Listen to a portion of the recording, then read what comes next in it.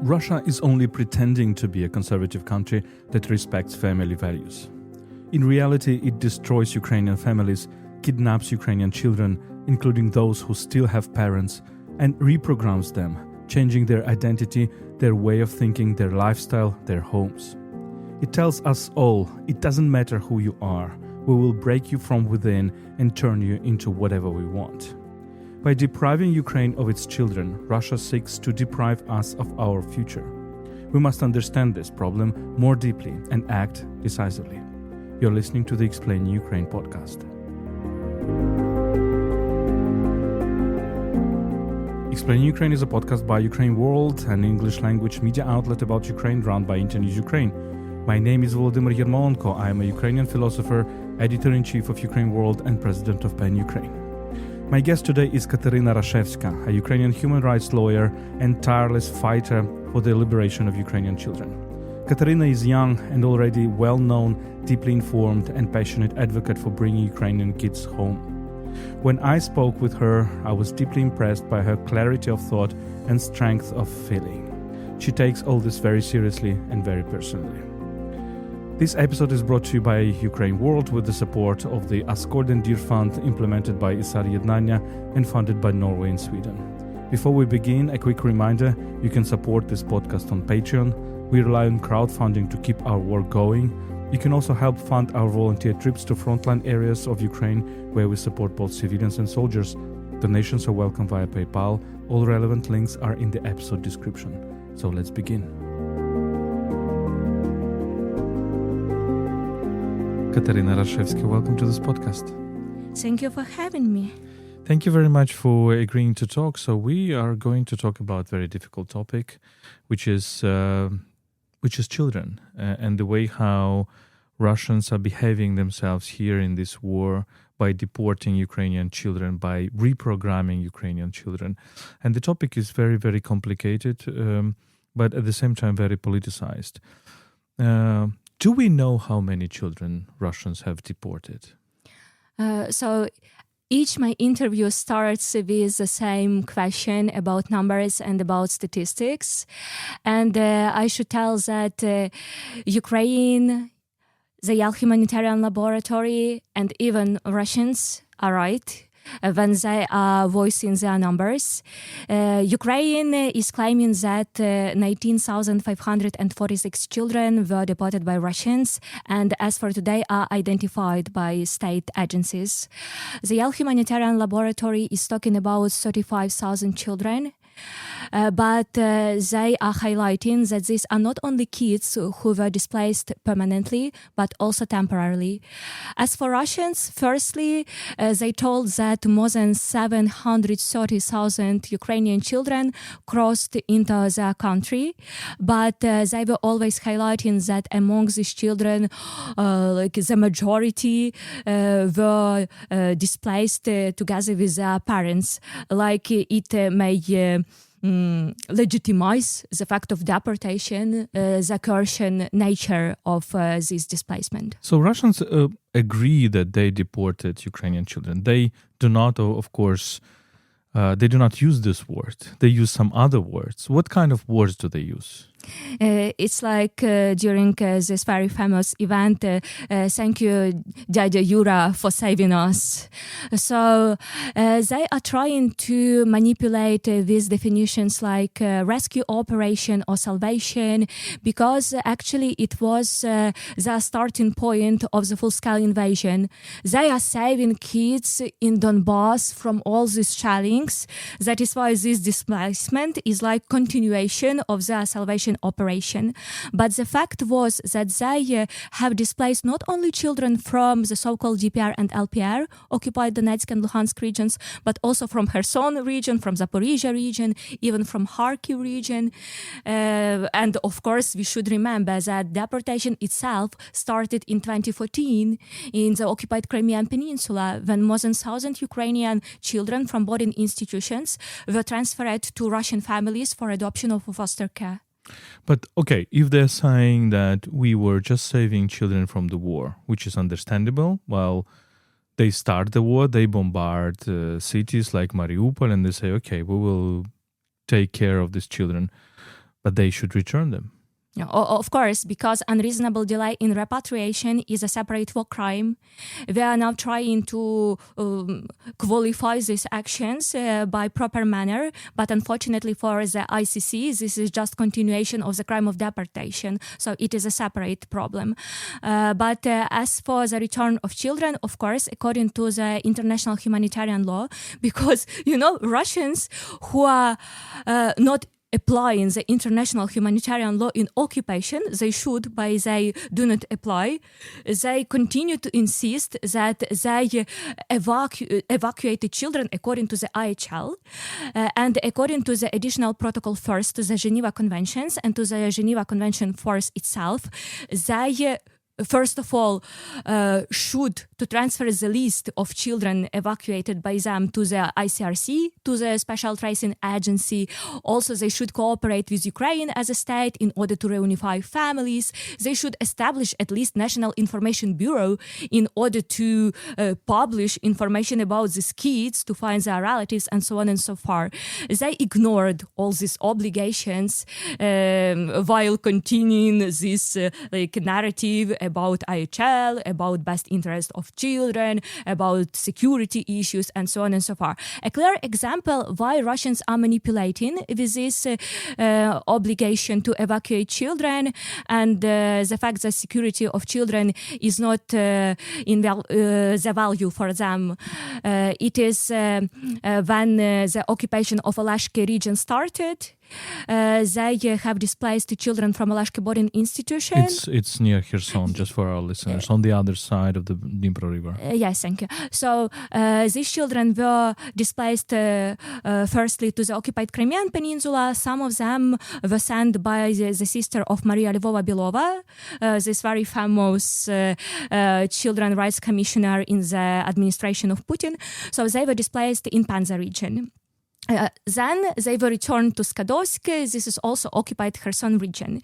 But what I mean is that just after this evacuation, so-called evacuation, occupation authorities started writing to the authorities of the Russian Federation and also to the heads of UNARMIA movement. And they claimed that the main priority for them in this occupied region is not to evacuate other children, for example, or to, to build some shelters to protect them, but to establish a branch of the UNARMIA movement. So UNARMIA is called Young Army. It's basically the movement that militarizes children, including in the occupied territories of Ukraine, to wage a war against Ukraine, right? So, yes, it seems that they have separate standards for children. Some of them should be saved, evacuated, deported. Others should be re-educated, should be militarized, and then they would be used as a cannon fodder during this stage of aggression or maybe somewhere else. How do you explain all this work with children? What do they want to achieve? Do they want to achieve to solve their demographic problems? Do they want indeed to get more people into the army, to reprogram our children, to make them fight against us? What exactly do they want? I don't have a simple answer to this question because actually when they are instrumentalizing children, sometimes even weaponizing them, they are trying to achieve multiple goals. You are right, they have demographic problems, and it was highlighted by Putin himself even before the full-scale invasion in 2021. But I suppose that they are willing also to re-establish a standing army, which was destroyed by Ukraine during the first months of the full-scale invasion in 2022, because with this army they can pose a new threat to the Europe, and that is why Europe will be forced to take the Russian factor into account, unfortunately. I suppose that they would like to manipulate with these narratives about salvation, about Nazist regime in Ukraine, which is trying to use also children in order order to achieve their goals. But the best maybe explanation of the goal of the Russian Federation was cited by the European Court of Human Rights in its latest decision dated on July 2025, so this year, about Donbass. And the European Court of Human Rights highlighted that the Russian Federation is trying to destroy Ukraine as a sovereign nation and to subjugate everything remains from the Ukrainian nation to its influence and control. So when they are abducting Ukrainian children, they are re-educating children in occupation, they are trying to destroy Ukrainian nation. We should understand it. It is a very genocidal intent. Yes, I totally agree with this. One of the stories, which is a shocking story for me, that I've heard in Kherson, then people, when we came there after liberation, and people were explaining to us what was happening during the occupation, and they were saying, okay, but the Russians were taking children to the camps, like the children camps in Crimea, saying, okay, here's is the war, Ukrainians are shooting the city, so we need to take care of your children. They will go to Crimea. And even the children whose families are okay, that have parents were rather forced to let the children go, and then they lost the contact. Is this the way how they were dealing with this issue? In 2022 and in early 2023, it was one among scenarios how to deport, how to forcibly transfer children. And actually Russians abducted by this way more than 3,000 Ukrainian kids. As for today, the majority of them were returned, were repatriated, but there were children with parents, and these parents were good, they were not deprived of their rights, but some of these kids were transferred to Russian foster families.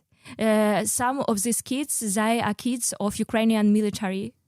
And it is not easy to return them because for parents it is a huge risk to go to Russian control areas. It is a huge chance not to be returned.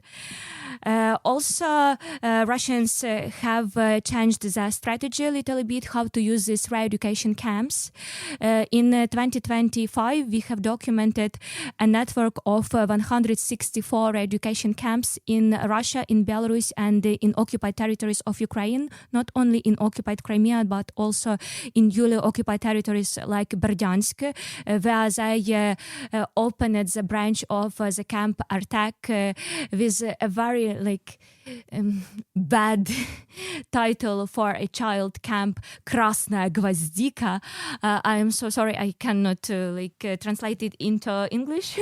I am not prepared well, but just in order to understand that it is something related to the history, it is not about child recreation, because in these camps children are not recreated, they are creating some items for the Russian army. Last month these children even created, produced the biggest camouflage net in Russia. So just in order to understand what is the occupation in camps. But the worst thing is that since 2025, Russians have unified program of stay in these camps, and mostly these institutions are dedicated to militarization of kids. They are documenting children who are trained by Russian military, who are digging trenches, who are piloting drones, who are jumping with parachutes, who are passing through these basic military trainings, very similar to the program for Russian soldiers at the Russian training grounds, and so on and so forth. And even children are present in these Russian training grounds, which is directly prohibited by the IHL because Ukraine is not able to attack this legitimate goal. So there are many peculiarities, but what I would like to tell is that in Russia, there are many institutions where potentially maybe Ukrainian children, and I am not sure that all of them have been already discovered by us. And in 2024, we have documented Ukrainian children even in India, in China, and in Kazakhstan. Because these states, for them, for their agencies, it is not easy to distinguish Ukrainian children with Russian passports who were subjected to this forcible passportization and Russian children with Russian passports because both passports were issued, for example, in Rostov region. That is why by this way Russians are also trying to legitimize these trips to camps, but actually they are used just in order to brainwash Ukrainian children, to re-educate them, maybe even to use Ukrainian children as agents of the Russian propaganda for foreign states to demonstrate that they are happy, they believe that they are a part of the Russian nation. So the goal is what was voiced by the European Court of Human Rights. So just to destroy by this way Ukrainian nation. What happens with the parents when they lose children like that? Do they have any contacts with them? What is happening with them? It depends on camp. Because we have documented camps where children were not allowed to use their mobile phones. For example, in some camps, this contact with parents was used in order to manipulate with kids. So you will have only 5 minutes per week to contact your mother or your father. And of course, during these 5 minutes, you are not explaining that you are trained to use drones or to shoot. You are just explaining what is happening, and you are trying to receive some information by your parents. And this was the idea, to limit the sharing of information. Why Russians are sending Ukrainian children to re-education camps in Vladivostok, 8,000 kilometers away from the place of residence? Because by this way they are separating the links between parents, between children, between their communities, and it is easier to enshrine their narratives, to root these narratives into the child's minds when they are not close to their parents. You know, it is very similar like it was in the USSR when families were perceived as bourgeois environment, so it is something not good for raising children. Children should be separated from their families, and state will educate them, will raise a great patriots of their homeland, motherland. So people suffer, of course. I am not a mother, but I can understand that if your child is not in his or her bed in night, so you cannot sleep. And it lasts for several, not days or weeks, for several months and sometimes for several years. And it is problematic. Parents were trying sometimes to return their children on their own. And very often it ended up with deportation and prohibition to enter the territories under Russian control, for example, for 50 years. And then they contacted non-governmental organizations or Ukrainian competent bodies in order to cooperate and in order to reunify the family. Of course, Russians are now telling that everything, they didn't create obstacles to repatriation. They were ready to cooperate, but parents didn't address them because of the ICC arrest warrants and something like this. But the main idea is that for Russians, it was a good option to abduct children, to keep them under their control in separate institutions, to try to re-educate these children, and maybe even by this way to try to re-educate parents. I know many cases, especially when children are so young, when parents are really afraid to share information with them, because these children can go to kindergarten or school and then tell that, oh, my parents are waiting for Ukrainian army, for their occupation, or they just told that Putin is not a good guy. And these children may be separated from their parents. We are documenting cases when this deprivation of parental rights is used by the Russian Federation in order to, for example, push people to accept Russian citizenship or to push them to collaborate with the Russian Federation. Very often we are talking about principals of schools, of or teachers or medical personnel. So children are really used, exploited, instrumentalized just in order to share this atmosphere of coercion, to create this atmosphere of coercion and to terrorize people. It's remarkable how Russia presents itself as a family values country, but at the same time it just destroys the most basic element of any family, the connection between parents and children. And I cannot really imagine how parents who have their children and who were separated, how they really walked through this horror. Tell me about the ICC, International Criminal Court case. How, because it's basically the only case, right, that we have against the top Russian leadership, against Putin and Lvova-Belova. How realistic is it? How do you believe that it will lead to something? So these arrest warrants were issued in 2023 on March 17, and I remember well this atmosphere when people who were very skeptical to the international justice, they started believing in it. So the discussions about the death of international law were permanently stopped.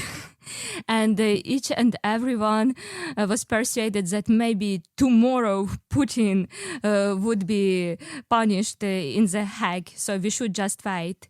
But unfortunately, nothing is so simple.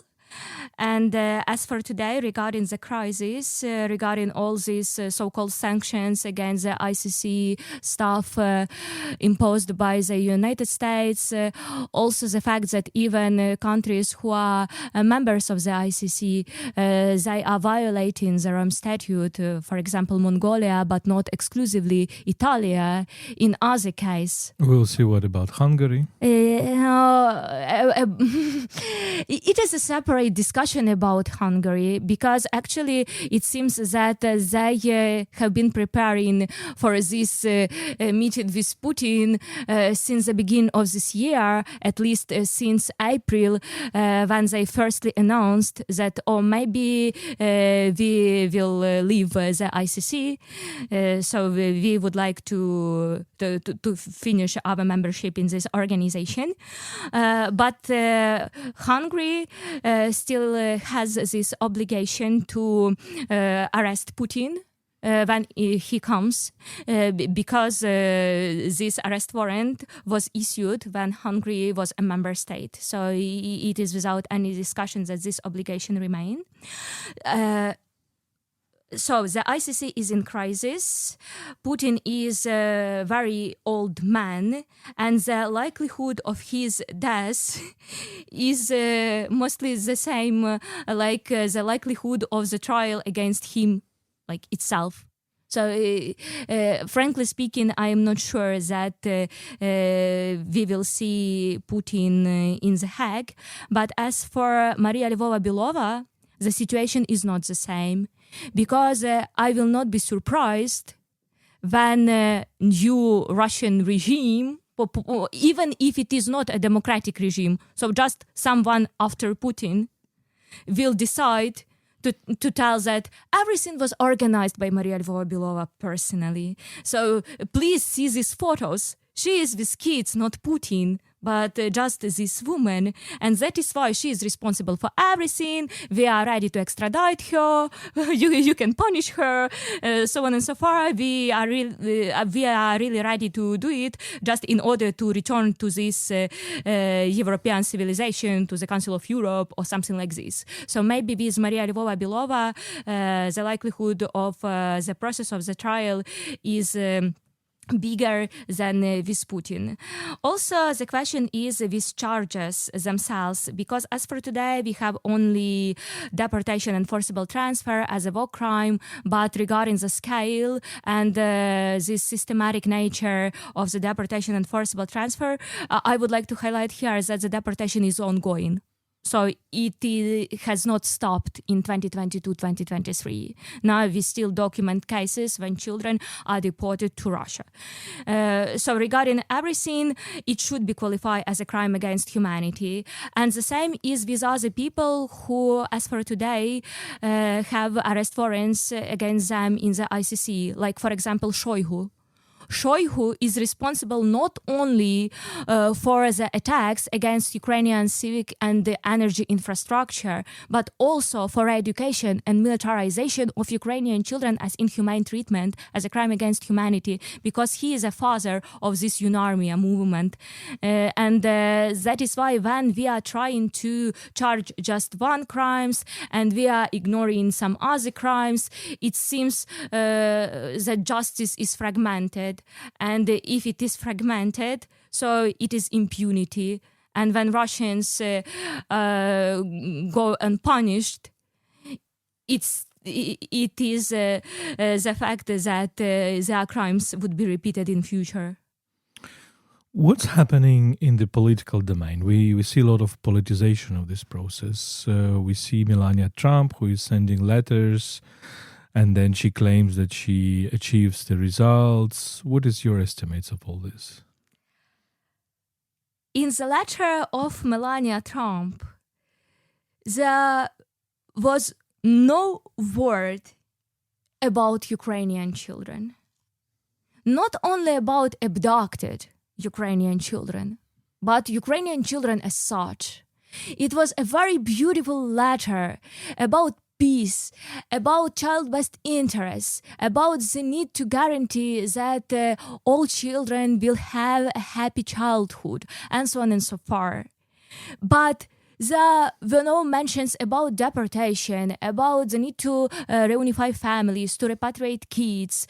There was no mention that Putin is a war criminal, and we have the arrest warrant at the level of the ICC, but we can understand it because of the policy of the United States as for the ICC itself.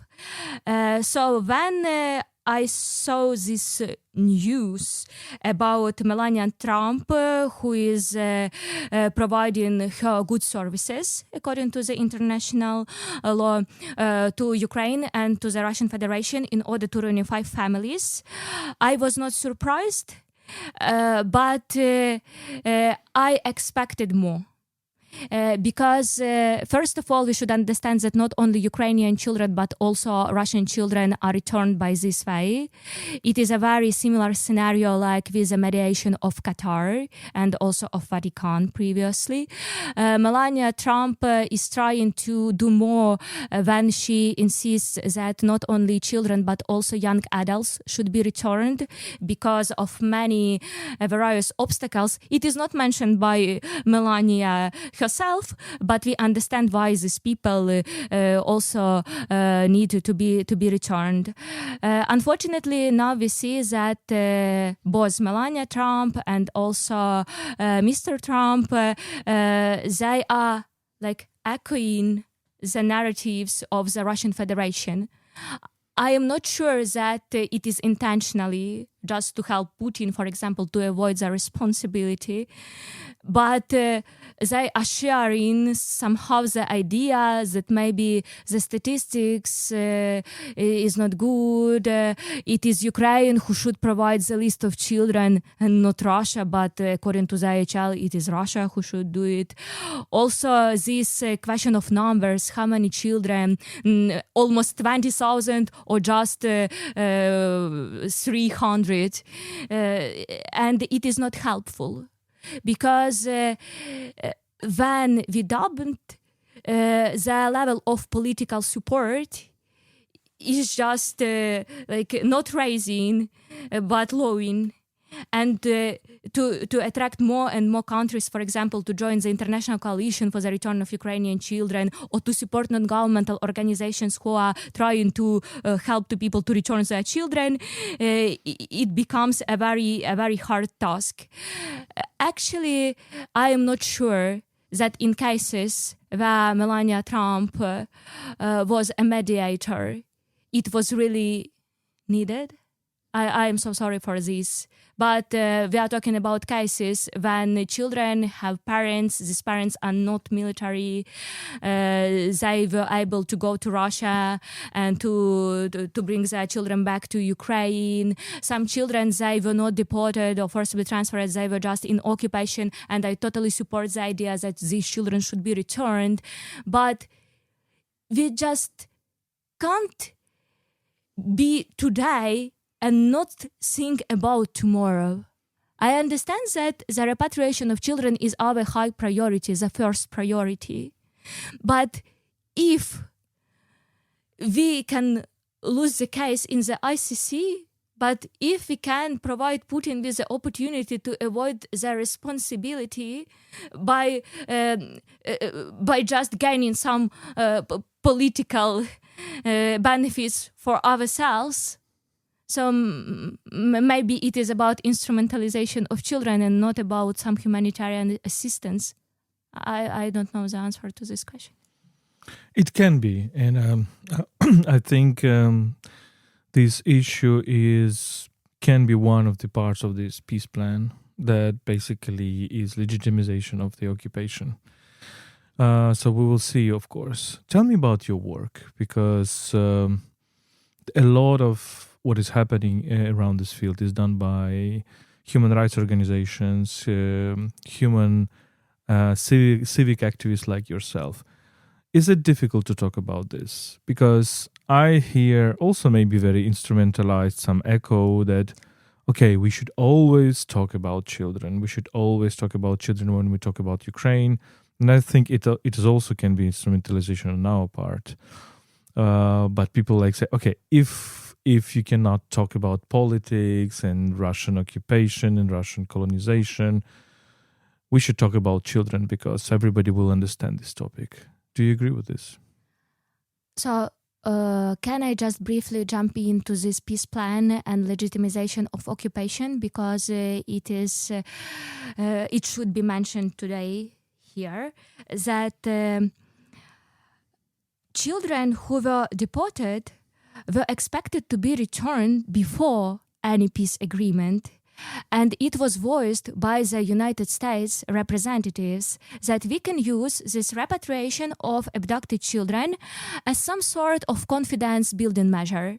So whether Russians are really able to fulfill at least some basic humanitarian obligations to reunify vulnerable children with their vulnerable parents.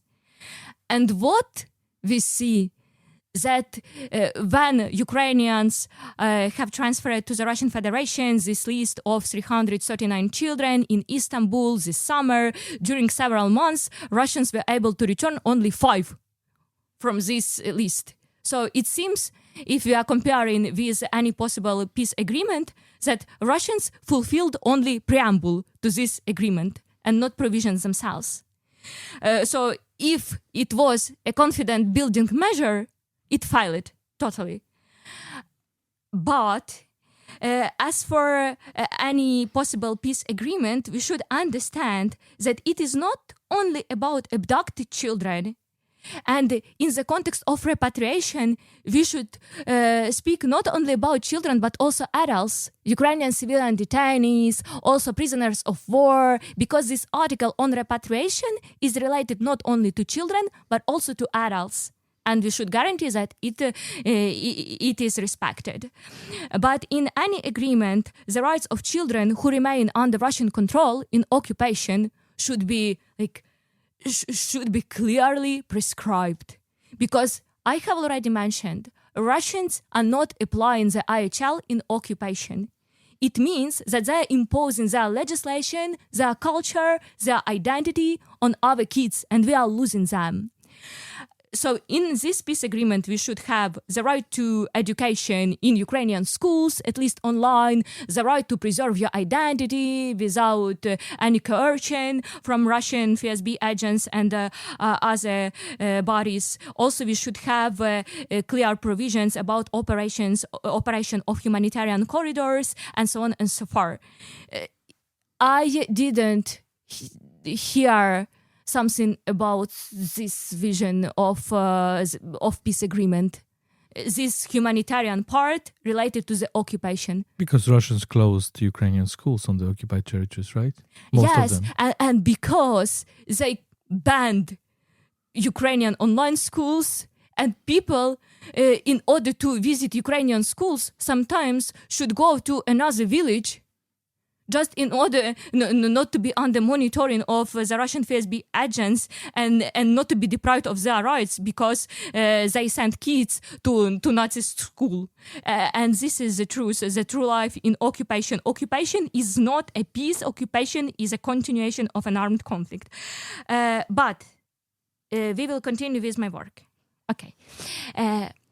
So I started with documenting deportation and forcible transfer of Ukrainian children. It was even before the full-scale invasion. At that moment, we documented cases of the establishment of forcible establishment of foster care by Russian so-called parents, by Russian citizens on the Ukrainian kids from the occupied Crimean Peninsula, which was accompanied by their displacement to the territory of Russia.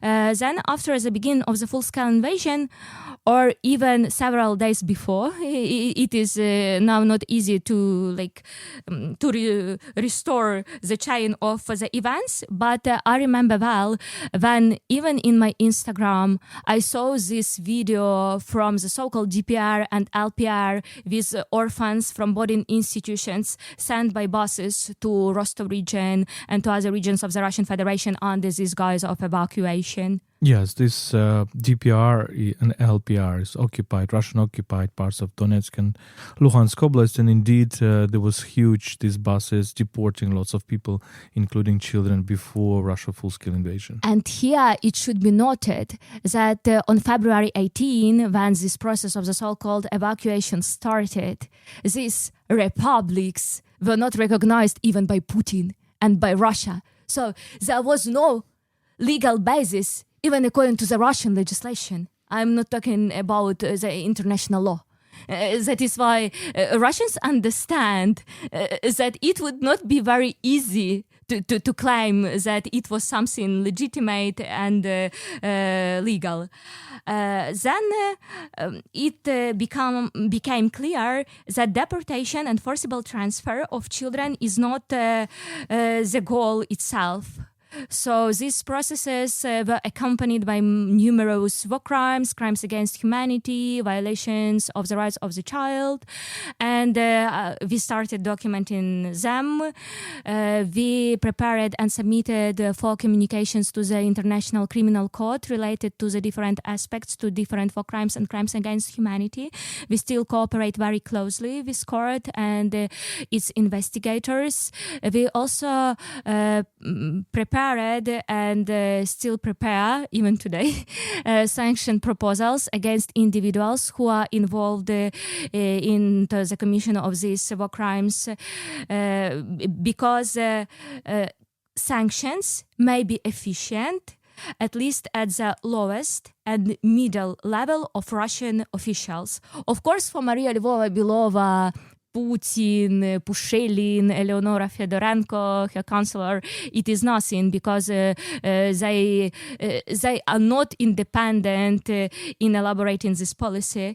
But at least for the lowest level, it may slow the commission of this crime.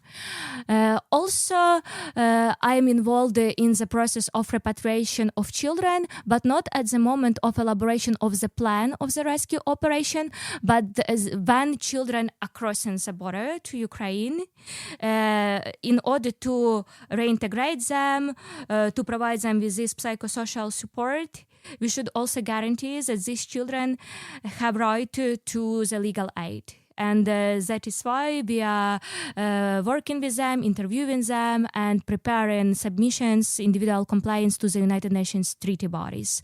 We are now also cooperating with scholars from the Ukrainian National Academy of Science. We have elaborated the methodology of the assessment of impact of Russian indoctrination and militarization on children's mental and physical health. And you asked me about this advocacy efforts. Yes, how this question of children, the issue of children, can unite Ukraine with other states and even continents, and whether we use it. Yes, I have a huge advocacy work, but I also understand that we cannot just ask these countries to help us, to express their compassion, to help us to return children, to donate to us or something like this. We should also listen to them. We should try to find some ways to cooperate, not only to ask, but also to help them. Very often when I am in the states of Africa, the question of Gaza children arise. It is not very comfortable for Ukrainian authorities, and I am sure that you understand why, but I am a representative of non-governmental organization, and for me this competition of sufferings among children is not appropriate. And that is why I am always trying to highlight that when we are looking for some mechanism to protect Ukrainian children, to restore their rights, we are also trying to create something for all. So to guarantee that children will not be deported during the armed conflict, to guarantee that the proper mechanism for their repatriation exists, to guarantee that these children will not be militarized and turned into soldiers, and so on and so forth.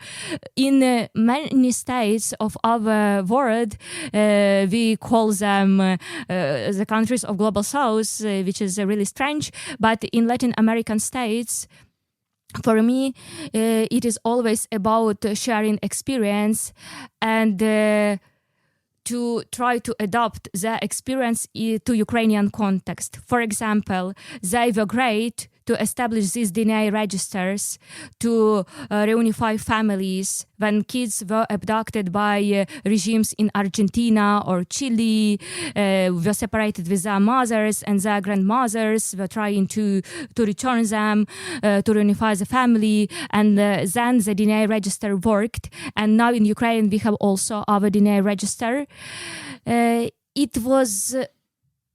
It is not a good example of the adaptation of experience, but at least we try. We tried.